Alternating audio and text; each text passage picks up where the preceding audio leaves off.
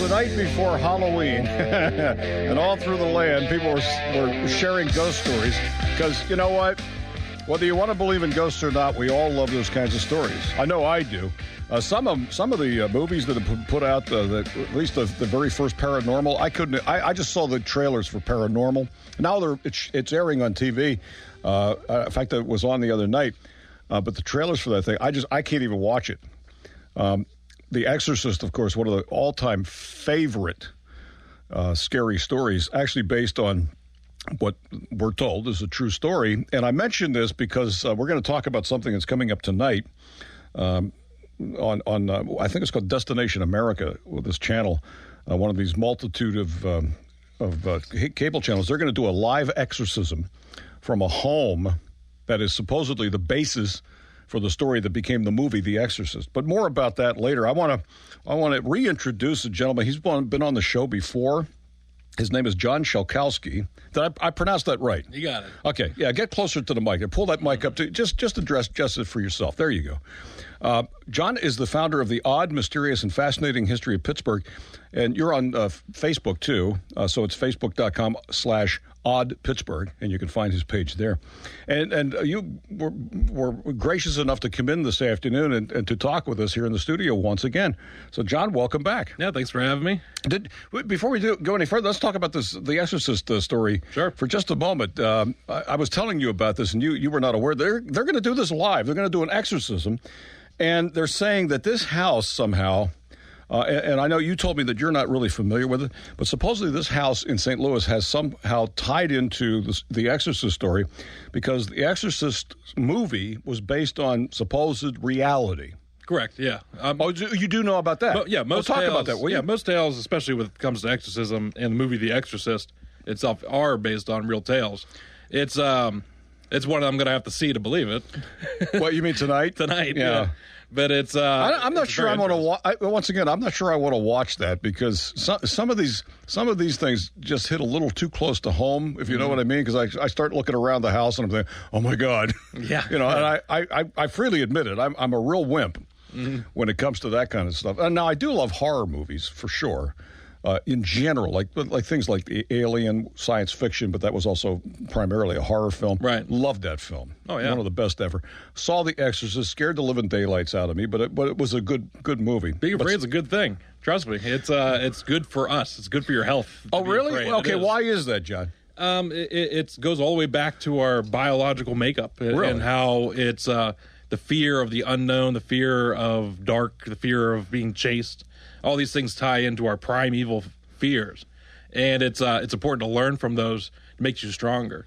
So it's a good thing to be scared witless in a film. That's why people love roller coasters. I do love roller coasters. Absolutely love roller coasters. All right. You told me that you have a couple of stories that we can start off with that you've never told before. I do. All right, let's do it. Well, here's a good Pittsburgh fact for Halloween. Andrew Carnegie. Probably the most famous name that come out of Pittsburgh. And when he died in 1919, do you know where he's buried?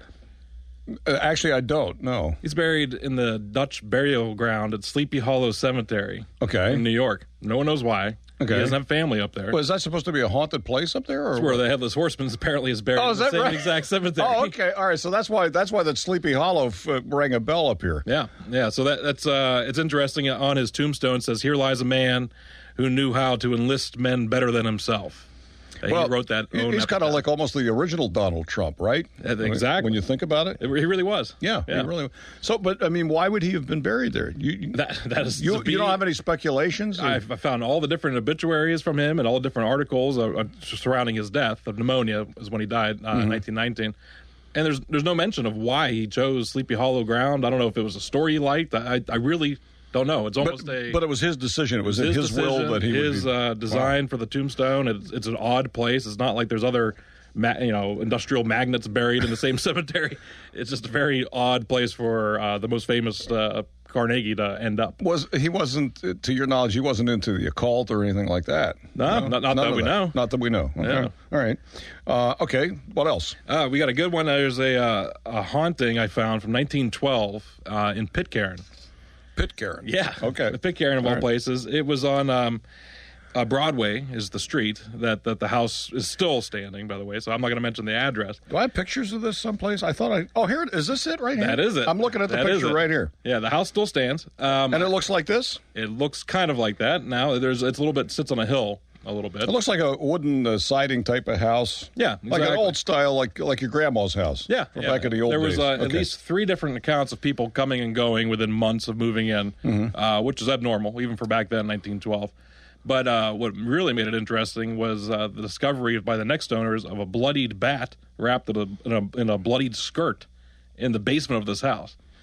And was that a crime? That they assumed it was from a crime, or was it, or could it be that it was an animal that somebody? Well, they had invented the county detectives there, and while they were there, they claim, according to this newspaper article. Now, this is from June. It's not from. It's from Halloween time. Right. Okay. So in June. Of 1912. 1912, they claimed that a couch floated, 150-pound couch floated from the floor up on top of their kitchen table while they were sitting there in the room.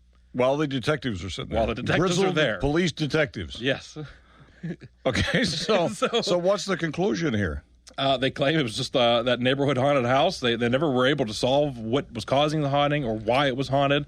Unlike other cases, you could find usually a backstory. There's some kind of murder that happened in this house, or but you're implying. The implication is, according to the story, if they found a bloodied bat wrapped up in somebody's skirt, it sounds like there may have been a crime committed. That's what you think that would happen, but there was no clues, other than this bat.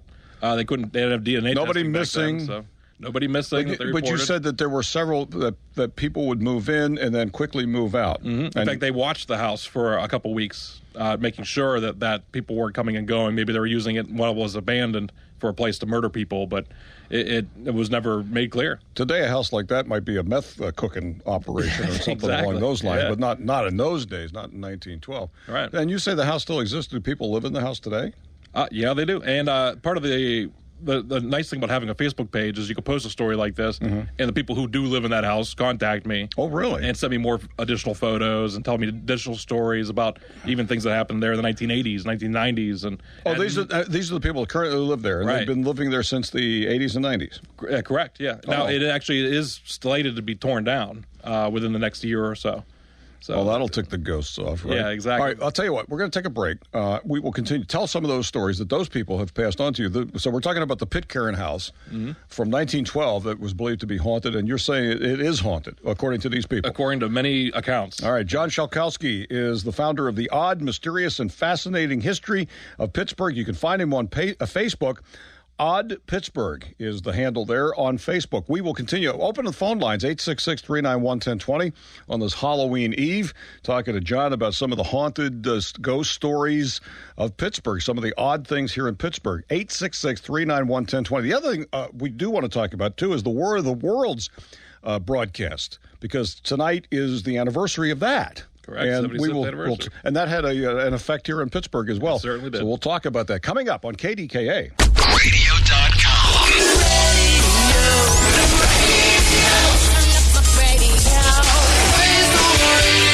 Radio.com.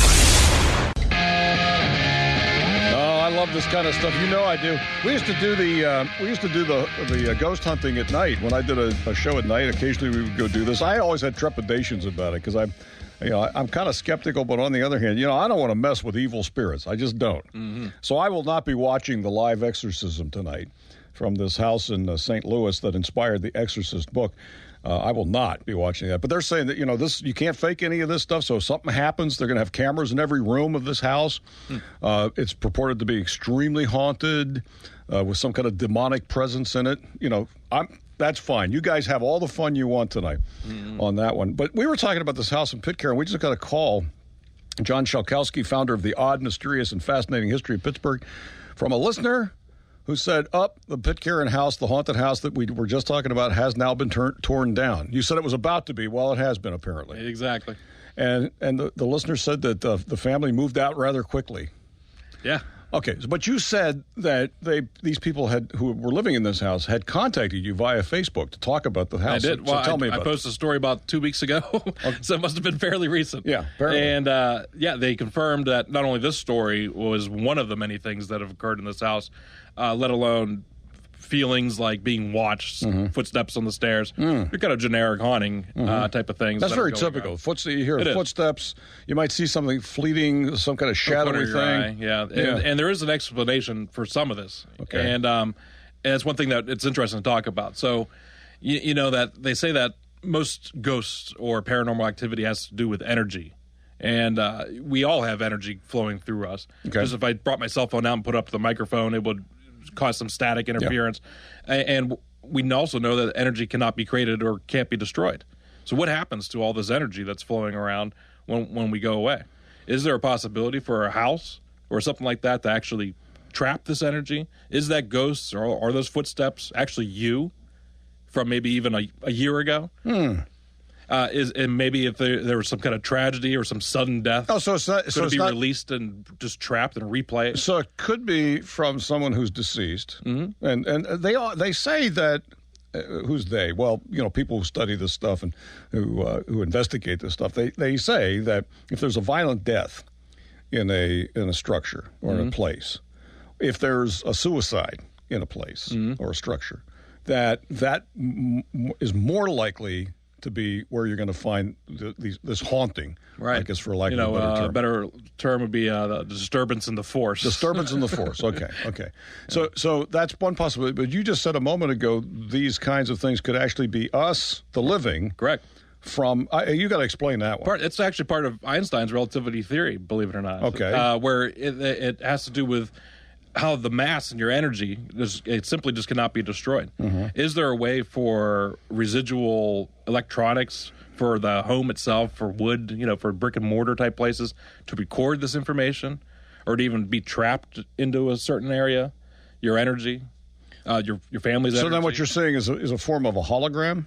Almost like your dog's energy. I've had cases where dogs just bark at a corner that used to be a spot where another dog used to sleep that's passed away. Yeah. Is that a possible explanation? I don't know. I mean, it's interesting you have cases where it's legitimate. You see like a boogeyman coming at you in the middle of the night. Okay. Okay. But then you have other cases where, what's that sound? What's that noise in the footsteps? Right. Who's that knocking at my door? And you're saying that could be residual energy could be us. from us. Could be us. Us, the living. Yeah. And I was saying, is that when you see stuff like that, then it's a form of a hologram, is what you're speculating. Essentially. Okay. Or it's, and your mind is a powerful thing. I mean, there's still things that we don't know. And that's what makes the paranormal and ghost stories so important. And ghost stories in general, I mean, the rule of thumb is, there's a good saying, it's we die 2 deaths. The first is your natural death. The second is the last time someone speaks your name. Oh. And... but if you're dead, what do you care? Well, I'm sure Beethoven, people like that cared. I'm sure George Washington cared that people remembered them. Yeah. And we still your remember legacy, them. per se. Yeah. And by keeping that legacy alive, you're essentially keeping that person alive. It doesn't matter if they're here or not. In reality, it's just their essence, their name continues until that disappears. Then it's almost like we're holding on to these memories, not wanting to let them go. All right, we're still to come. I want to run down a couple of things, a couple of the notes that I have, stuff that you do want to talk about in the next half hour. So John Shalkowski is with us. He is the founder of the Odd, Mysterious, and Fascinating History of Pittsburgh. Odd Pittsburgh on Facebook, if you want to check that out. He's got some of the stories there, and you can contact him there. Anyway, we're going to talk about the phantoms. You said that you've been investigating phantoms, that there's a clown that terrorizes East Liberty. Was that in the past, or is that today? That was in the past. Okay. All right. Well, I was going to say, I haven't heard anything about clowns terrorizing people in East Liberty. Also, the Dempsey murders in Perrysville. That's another one of the notes that I have here. And, and we have to talk about the War of the Worlds broadcast, which is actually, the anniversary is tonight. And, of course, it was broadcast here in Pittsburgh, but not by KDKA. Nope, by WJAS. All right, we're going to talk about that, the aftermath of that as well, and what that was all about, in case you've never heard of that. 125 right now on KDKA. Radio.com.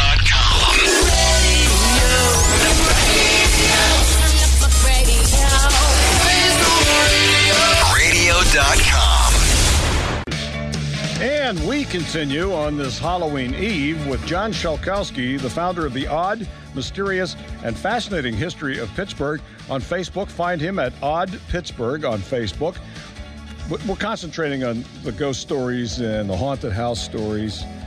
today because it is the eve of Halloween. But now, how many years ago was it that they did the War of the Worlds broadcast? 77 years ago at 8 o'clock tonight. Tonight, okay. And this was Orson Welles, the great actor, director. And voice. Well, that's right, voiceover guy.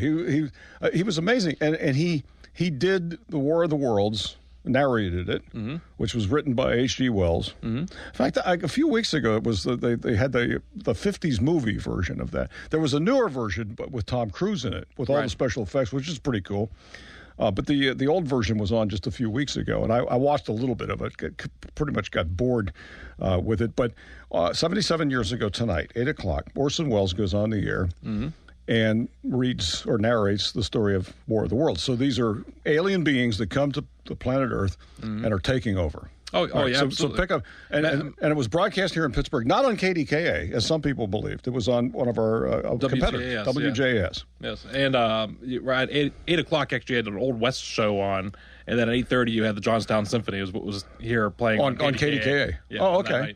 But you have to understand that in 1938, the way that Orson Welles and the Mercury Theater approached the story of the War of the Worlds was not a reading from the book of H.G. Wells from the 1890s. This was a new take to almost feel like it was happening right then and there live. It was almost like reality. In fact, they interrupted their regularly scheduled broadcast to bring you this news alert that meteorite struck New Jersey, killing 1,000 people. That's how they start the day.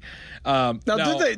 But I had read that they had disclaimers. That they claimed that they had disclaimers. They do. Yeah, I mean, it was in the paper. I mean, that's how I found out what the schedule was for KDKA. Okay. So I mean, it was right. clearly there. Yeah. But say you tuned in at 8:14, and you didn't know, and you had no idea, and you hear this crash of a meteorite, and these people talking about these alien beings coming around vaporizing cities, and say you had a family that lived in New Jersey, and the only phone was at the corner store at that time in 1938. Yeah, no cell phones, no smartphones, no what tweeting. Are you You're going to start getting texting. worried. So there's a lot of housewives that were trying to call their husbands that were out traveling or family members that lived there. And people started getting legitimately worried, huddling in churches all around Pittsburgh.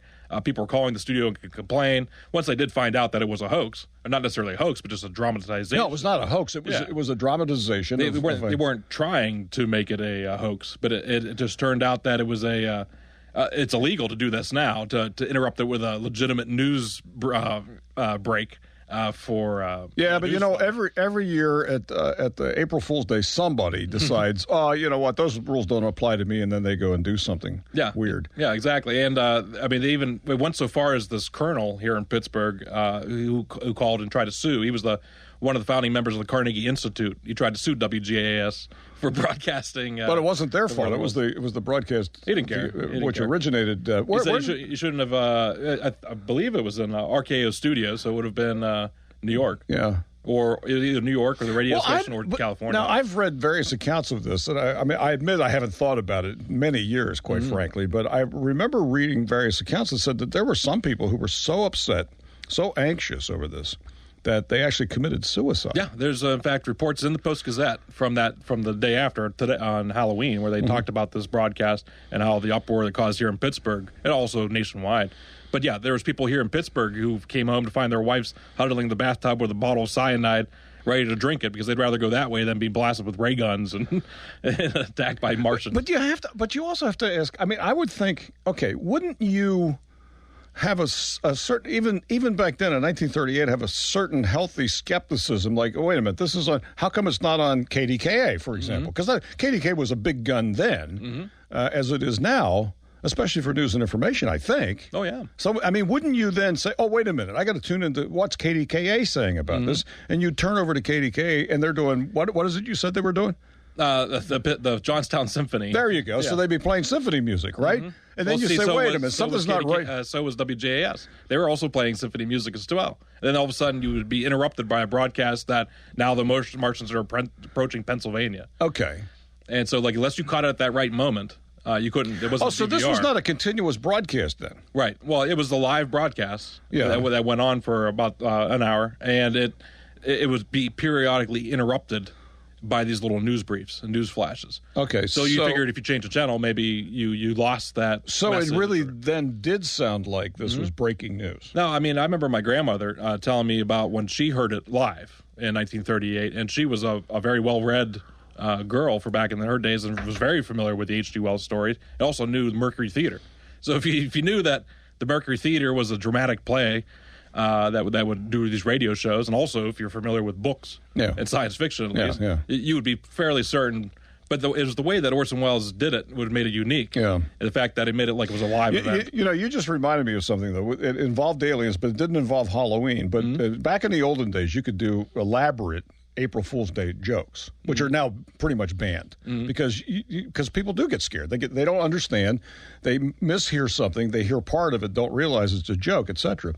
But John Cigna, the late John Cigna, one of the classics, Cigna for April Fool's Day, without telling the management, of course, they knew nothing about it. And this is true. They knew nothing about this. He goes on the air, and I was here. I was working at KDKA at that time. When this happened, I remember it very clearly. He goes on the air and talks about there's a UFO that landed at some park. I think he said North Park. And he kept this up.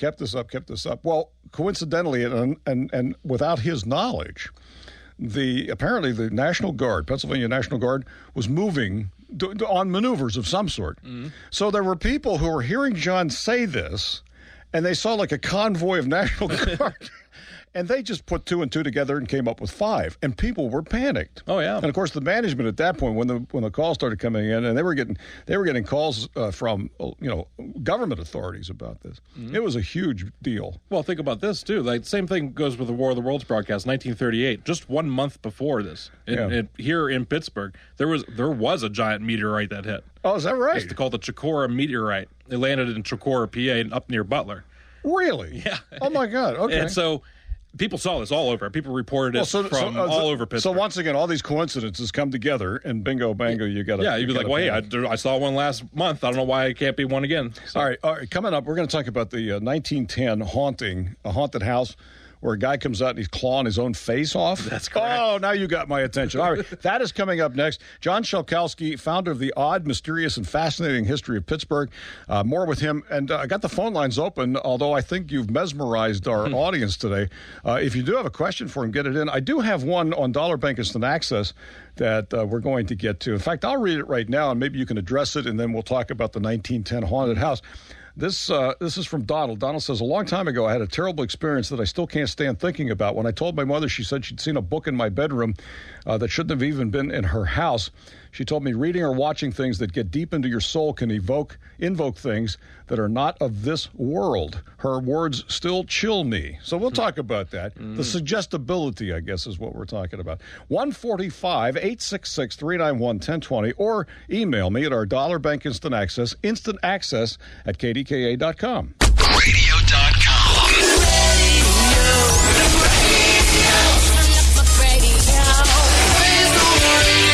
Radio.com. Well, alrighty then. It is Halloween Eve, and John Shalkowski is with us. He's been on the show before. He is the founder of the Odd, Mysterious, and Fascinating History of Pittsburgh. You can check out his work and his stories and actually communicate with him on Facebook. It's Odd Pittsburgh on Facebook. Odd Pittsburgh. Is that all one word, or is it two all words? One word? All one word. So that's email too. oddpittsburgh@gmail.com. So oddpittsburgh@gmail.com. All right. So check that out. So you don't have to remember how to spell Shalkowski. Yeah. I keep stumbling over. That's a tough. What's the origin? I'm glad I can remember how to spell it.